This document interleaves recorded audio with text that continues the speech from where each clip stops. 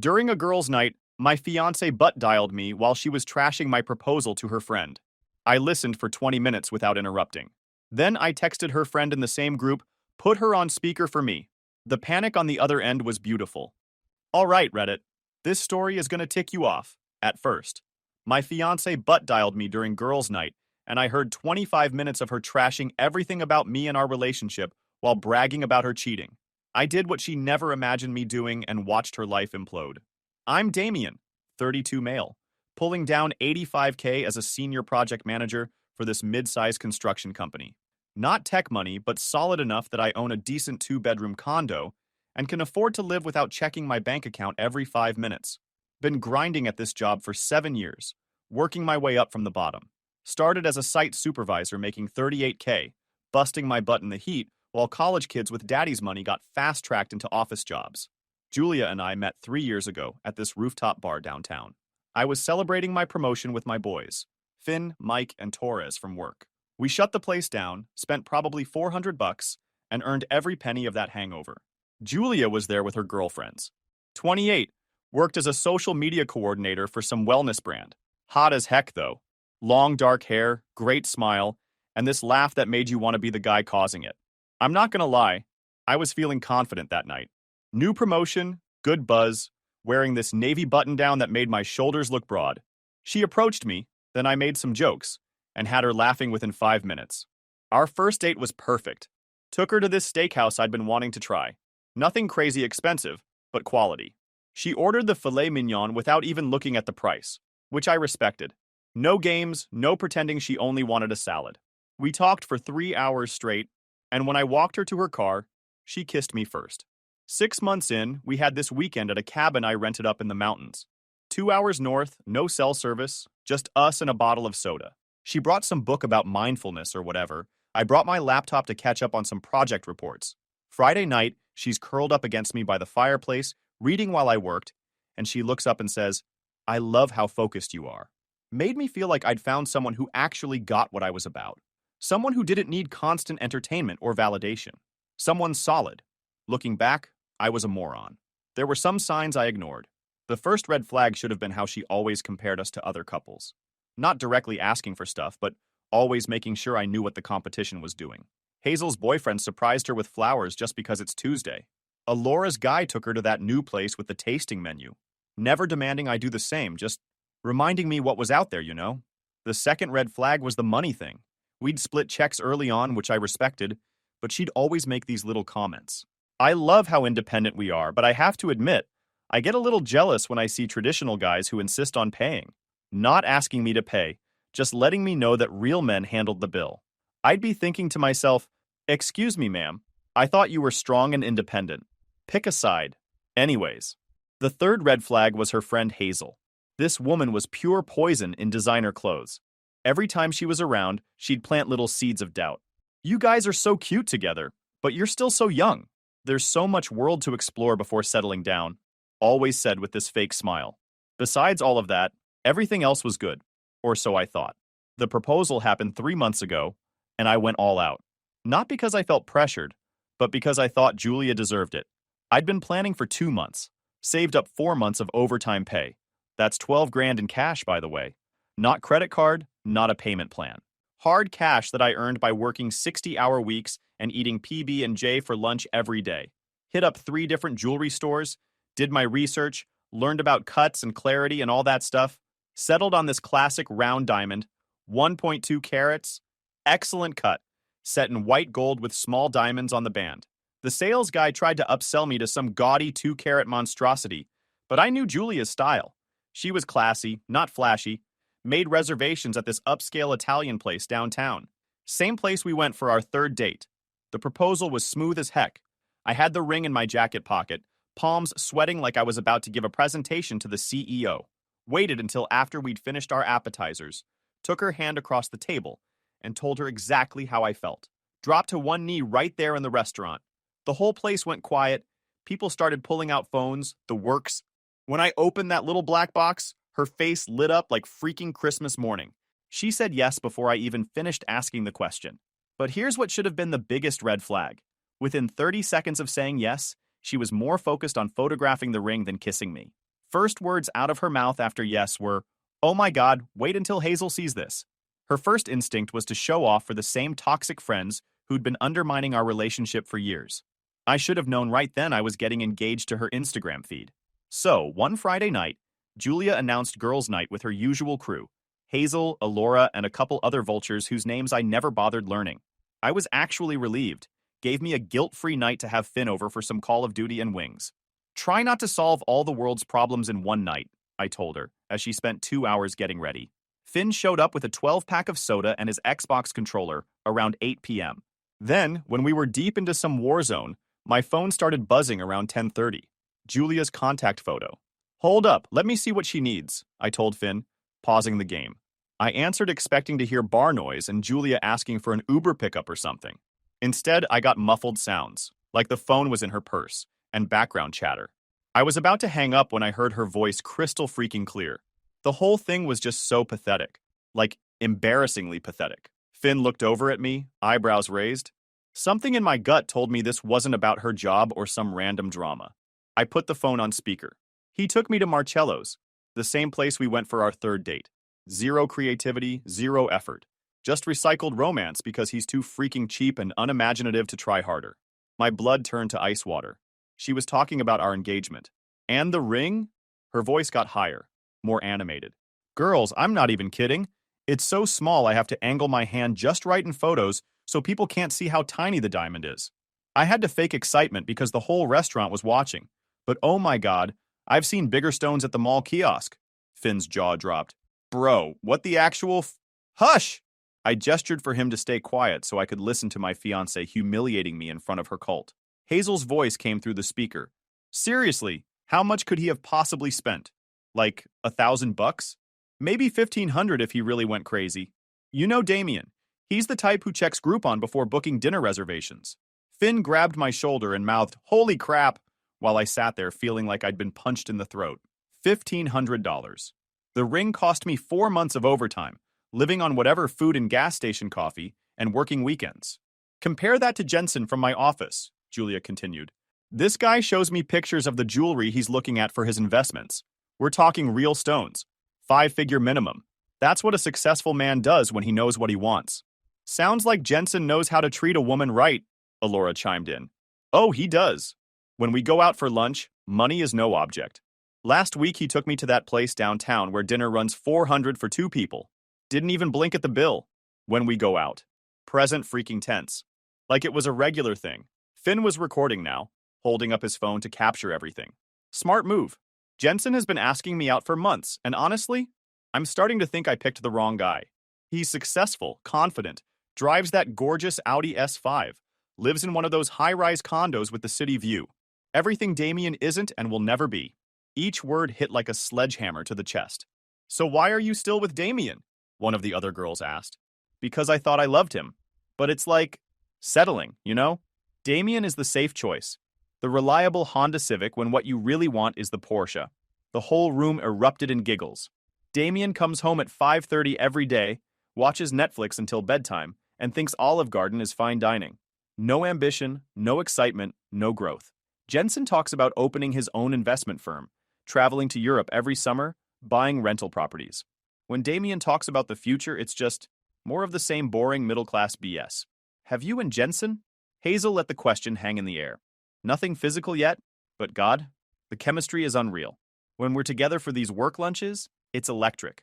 He looks at me like I'm the most fascinating woman alive. These women were eating it up, making encouraging noises like they were therapists helping her work through some deep trauma. Damien's decent in bed, but he's so predictable. Jensen has this confidence about him. You just know he'd take complete control." Finn was staring at me like I'd been shot. 20 minutes of my fiancée explaining to her friends how embarrassed she was by everything about me, how she was basically cheating with her coworker, how she'd settled for less than what she deserved. "You deserve so much better than this," Hazel said. "You're 28. You're gorgeous. You work for a trendy company. Men like Jensen are out there waiting for you." I'd heard enough. More than enough. Finn stopped recording and looked at me with pure rage in his eyes. "Dude, what the heck are you gonna do?" I didn't even hesitate. I opened Facebook Messenger, found Alora's profile, and typed, "Put Julia on speaker. I've got something to say to everyone. Hit send." The effect was immediate and beautiful. The chatter stopped dead. Someone gasped. I could hear chairs scraping, panic spreading through their little group like wildfire. "Oh my God, Julia!" Alora's voice was barely a whisper. "Damien just messaged me. He can hear us." Dead silence except for bar noise and what sounded like Julia's soul evacuating her body. "Damien!" Her voice cracked. "Damien, are you there?" I let the silence stretch for a full 30 seconds. Let her imagination run wild about how screwed she was. Finally, I spoke. "Yeah, Julia. Been listening for the last 25 minutes. Really educational conversation you ladies were having. Baby, I can explain. No need to explain stuff. You were crystal freaking clear. Thanks for the honesty. Really saves us both some time. Baby, I was tipsy. I didn't mean..." Funny how fast she pulled that card. "Oh, you meant every dang word. And Jensen? Tell him good luck dealing with your toxic friends and your constant need for validation. He's gonna freaking need it." Finn was grinning like Christmas morning, pumping his fist silently. "Oh, and Julia? That embarrassingly small ring you've been lying about? It cost $12,000, not $1,500. But don't worry, you won't have to be embarrassed by my cheap taste much longer." And I hung up. My phone exploded. Calls, texts, Julia, Alora, Hazel, numbers I didn't recognize. All variations of panic and desperate damage control. Finn was still holding his phone with that recording. "Dude," he said, "I got every freaking word of that. Every single word." I turned off my phone and cracked open another soda. "Send me that file. I've got some calls to make tomorrow." Saturday morning, I woke up with the kind of clarity you only get when someone shows you exactly who they are. First stop, the bank. I walked into my branch at 9 a.m. sharp and closed our joint wedding account. Julia had contributed maybe $2,000 to the $14,000 we'd saved up. Most of it was my money anyway. Transferred every penny back to my personal checking, while the teller looked confused but processed it without questions. Next stop, Friedman's Jewelry, where I'd bought the ring. I walked in with my receipt and the return policy I'd photographed with my phone 3 months ago. The sales guy, same dude who'd helped me pick it out, looked genuinely sad. "Things didn't work out, huh?" They worked out exactly how they were supposed to. In $12,000 return, processed in 15 minutes. No questions, no drama, just money back in my account where it belonged. Then I started making the calls that would burn Julia's life to the ground. Wedding venue. "I need to cancel the reservation for Johnson Morrison, September 15th. "I'm sorry to hear that, sir. There is a cancellation fee of $1,500. Send the bill to Julia Morrison. She's the primary contact on the contract." Caterer. $800 cancellation fee. Julia's problem. Photographer. $600 deposit forfeited. Also Julia's problem. DJ. $300 cancellation fee. You guessed it. See, Julia had insisted on being the primary contact for all the vendors because she wanted creative control over our wedding. Made sense at the time. She was better with details, better at coordinating. What she didn't think about was that being the primary contact meant being financially responsible when stuff went sideways. By noon, Julia was looking at about $4,000 in cancellation fees for a wedding that was never going to happen. But I wasn't done. Finn had sent me the audio file, and I'd been listening to it while I did my errands. Every cruel word, every laugh at my expense, every detail about her emotional affair with Jensen. By the time I got home, I was ready for phase 2. I pulled up Julia's parents' contact info in my phone. John and Elise had treated me like family from day one, invited me to holidays, bought me birthday presents, always asked about my work and seemed genuinely proud when I got promoted. They deserved to know what their daughter really thought about the man they'd welcomed into their family. I sent them a text with the audio file attached. "John and Elise, the wedding is canceled. This recording will explain why." Then I opened a soda and waited. My phone started ringing 20 minutes later. John's name on the caller ID. "Son, Elise and I just listened to that recording." His voice was thick with disappointment. "We are so sorry.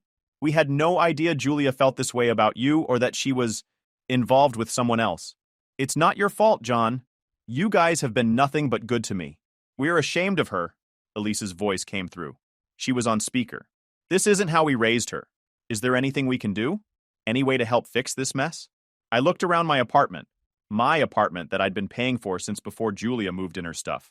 "Just make sure she gets her things out of here by Sunday. That's all I need from you." After I hung up, I felt something I hadn't felt in months. Peace.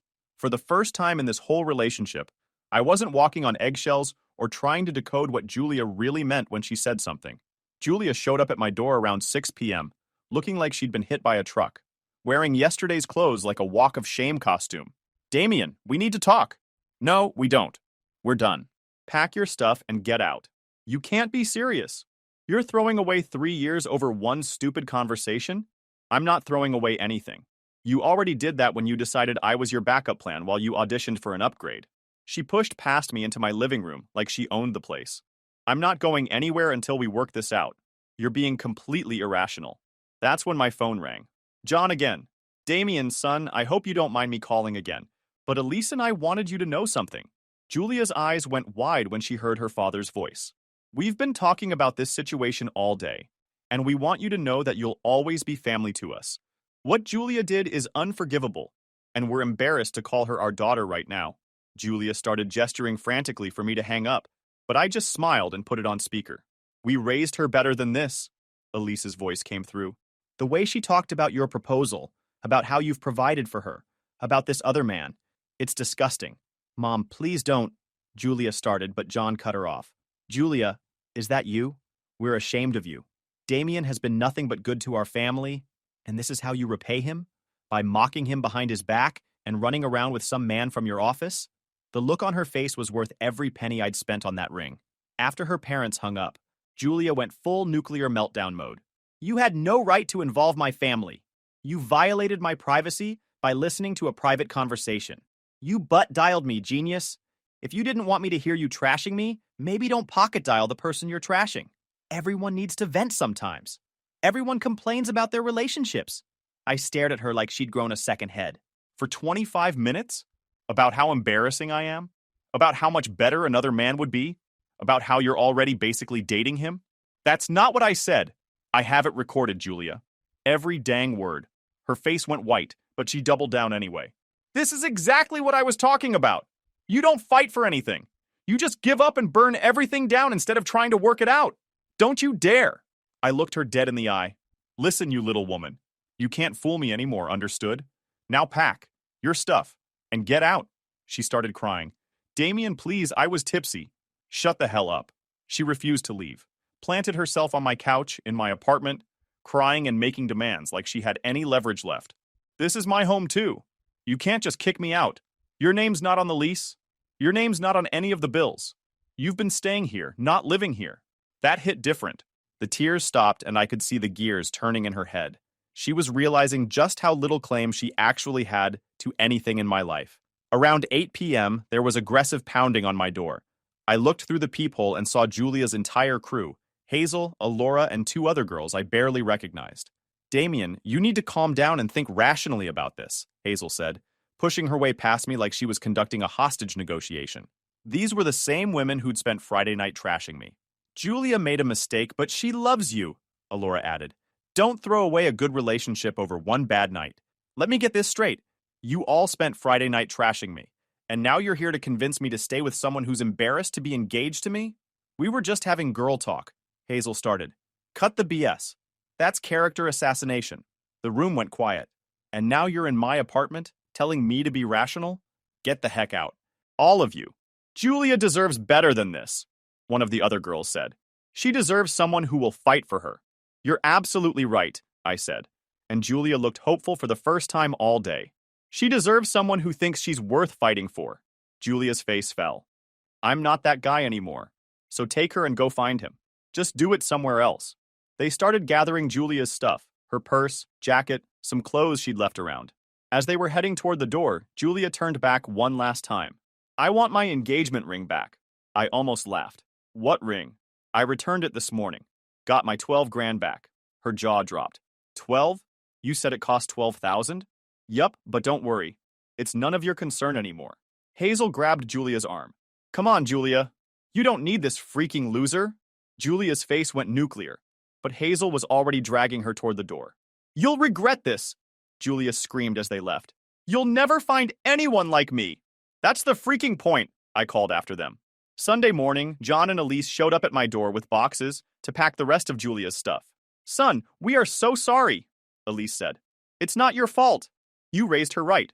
Sometimes people just choose to be crappy despite good parenting. We want you to know, John said, shaking my hand firmly. You'll always be family to us. If you ever need anything, anything at all, you call us.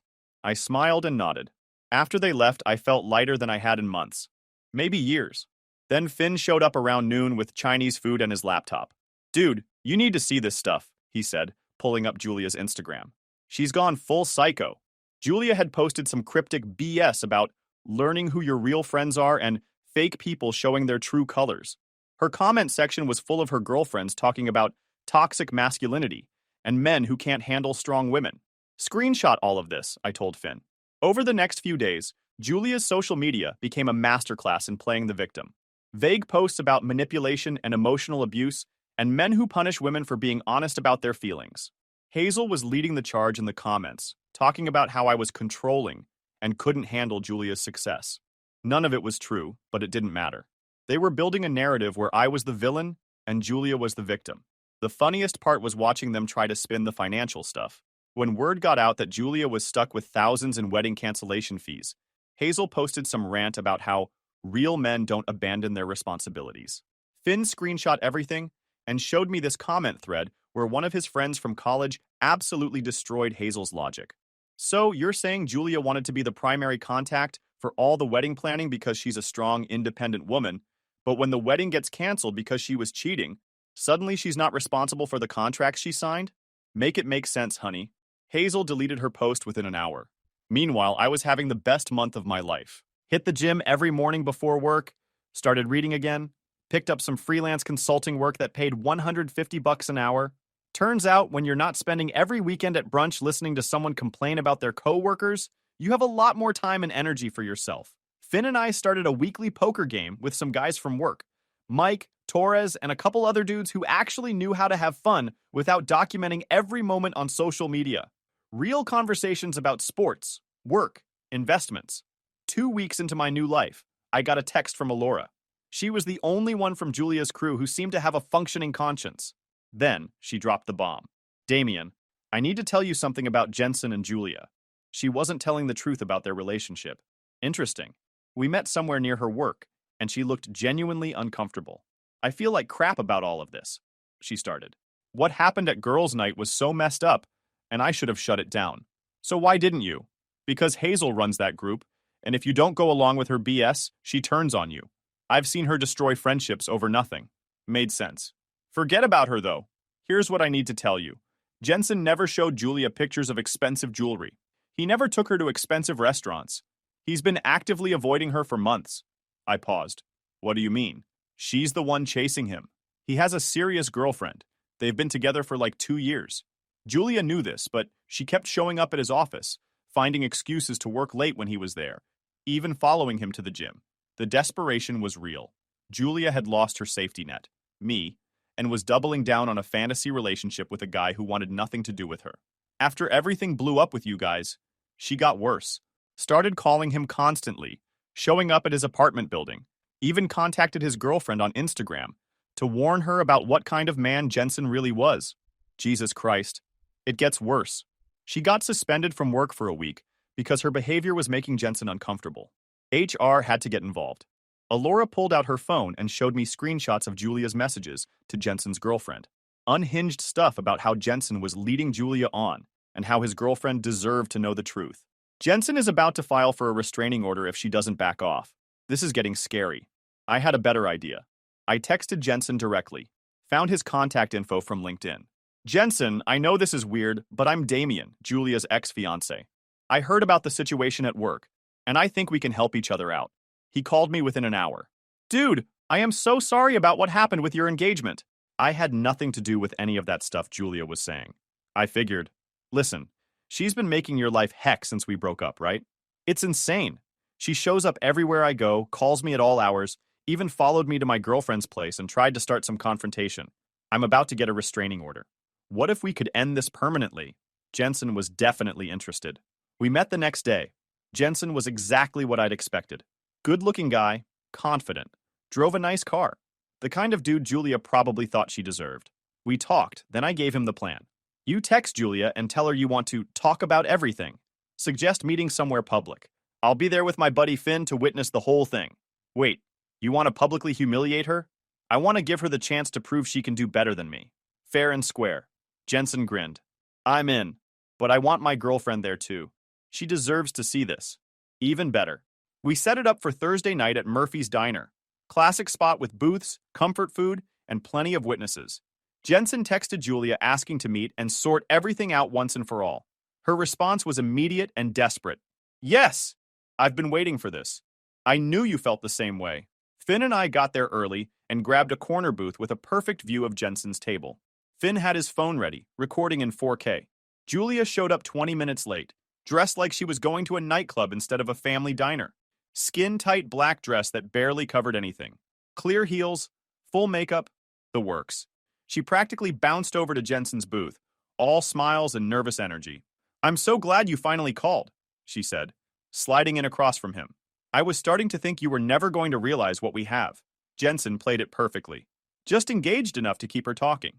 They ordered food, and Julia went full seduction mode, leaning across the table, touching his hand every chance she got, laughing at everything he said like he was the funniest man alive. I've always felt this incredible connection between us, she was saying. Like we understand each other in ways other people don't. Jensen nodded, sipping his coffee. Damien never understood my ambitions, but you get it. You want the same things I want. Success, travel, the finer things in life. I know timing is complicated, Julia continued, lowering her voice to what she probably thought was a sultry whisper. But sometimes you have to take risks for the right person. That's when, ladies and gentlemen, Jensen's girlfriend walked in. Beautiful brunette, probably about Julia's age, wearing scrubs like she'd just finished a hospital shift. She spotted Jensen immediately and walked over with a confused smile. Jensen, you said you'd be done by 8. Who's this witch? Julia's face went from flirtatious to confused to absolutely murderous in about 3 seconds. Jensen, Julia, meet my girlfriend Jennifer. Jennifer, this is Julia, the coworker I told you about. The one I told you about. Julia was the crazy stalker chick he'd complained about at home. Are you serious? You brought her? Julia's voice was getting shrill. We've been together for 2 years, by the way, Jennifer said, sliding into the booth next to Jensen. You must be the one who's been calling him at all hours and showing up at his apartment building. Julia started sputtering. But you said you took me to expensive restaurants. Julia, I never took you anywhere, Jensen said calmly. You followed me to restaurants where I was having business meetings and tried to insert yourself into conversations. You showed me pictures of jewelry. I showed the entire office pictures of the engagement ring I bought for Jennifer last month. That's when Julia completely lost her stuff. You led me on! You gave me signals! You wanted me! The whole diner was staring now. Finn was getting every second of this meltdown in perfect HD. You destroyed my relationship. I left a good man for you. Finn couldn't help himself. My bro stood up and called out across the diner loud enough for the whole diner to hear, Nope, you thought you could trade up. Turns out nobody wants to downgrade. That's when Julia noticed me. The look of pure shock and rage was absolutely priceless. You! She screamed, pointing at me like I was the devil himself. What the heck are you doing here? You planned this. You set me up. Julia stood up from the booth and started walking toward me. But Jennifer wasn't done with her. Excuse me, stalker girl, Jennifer called out. We're not finished talking. Julia spun around. What did you just call me? I called you a stalker. Because that's what you are. You've been harassing my boyfriend for months, following him around like some pathetic groupie. I'm not. I'm younger than you. I'm prettier than you. I make more money than you. Jennifer looked Julia up and down with the kind of cold assessment that only another woman can deliver. Honey, you're having a public meltdown in a diner over a man who's never been interested in you. That's not successful. That's just sad. Julia lunged at her. I'm talking full-on Jerry Springer chaos. Screaming, clawing, trying to grab Jennifer's hair while Jennifer was laughing, and easily dodging Julia's tipsy attempts at violence. Jensen was trying to pull Jennifer away from the fight, while Finn was providing play-by-play commentary like he was calling a UFC match. And Julia goes for the hair, but whiffs completely. Jennifer with a beautiful dodge. Oh, and Julia's down. She tripped over her own desperation. The diner manager called security, who showed up and grabbed Julia while she was still screaming about how everyone had betrayed her and how she was the victim in all of this. As they were dragging her toward the door, she locked eyes with me one last time. I hope you're happy, she screamed. I hope this was worth destroying 3 years. Heh heh. It was worth every freaking second, I called back. That night, Finn edited the entire confrontation into a TikTok masterpiece. Added music, slow-motion replays of Julia's failed attack on Jennifer, the whole thing. LOL. Julia discovers that fantasy relationships aren't real relationships, when keeping it 100% delusional goes wrong. The video got 80,000 views in the first 2 days. Comments were brutal and beautiful. This is why you don't monkey branch relationships, ladies. Imagine fumbling a bag this hard over a complete fantasy. She really threw away a man who spent 12K on a ring for a dude who won't even make eye contact with her. Julia started sending me threatening texts, but I just screenshot them and added them to Finn's growing collection of evidence. Threats to key my truck, threats to show up at my job, even some vague stuff about making me pay for humiliating her. I forwarded everything to Jensen and Jennifer, just in case Julia escalated her stalking behavior. She's completely lost it, Jensen texted back. HR suspended her indefinitely pending a psychological evaluation. They're worried about workplace violence. Perfect. Julia had gone from "I can do better" to unemployed and possibly institutionalized in less than a month. But the real satisfaction came from watching her online presence implode. She'd started posting increasingly unhinged rants about men who punish women for having standards, and society that protects emotional abusers. Her friend group was fracturing too. Alora had completely distanced herself after our conversation. A couple of other girls from their crew started posting subtle subtweets about friends who blame everyone else for their problems. Only Hazel was still riding or dying for Julia, but even she seemed to be getting tired of the constant drama. Her supportive comments got shorter and less frequent as Julia's posts got more desperate and crazy. 3 weeks after the diner incident, I got a text from John, Julia's dad. "Damien, I hope you don't mind me reaching out, but Elise and I wanted to let you know Julia moved back home. She lost her job and couldn't afford rent anymore.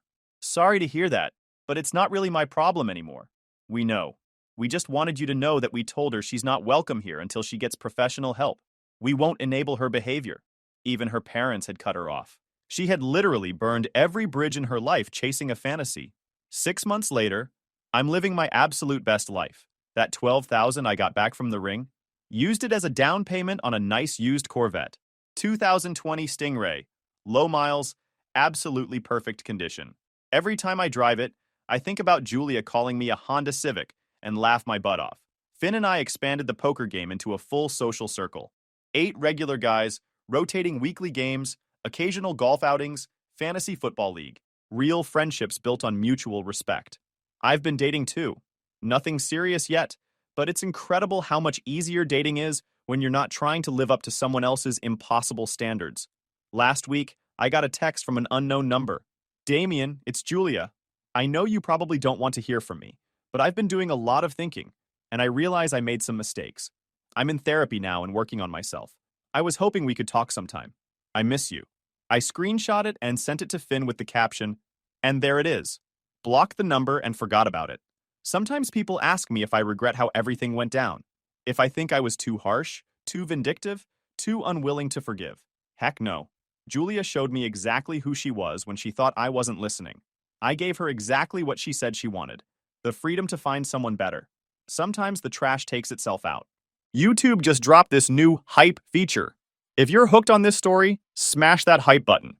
It tells YouTube this video deserves to blow up, and it keeps even crazier stories coming your way.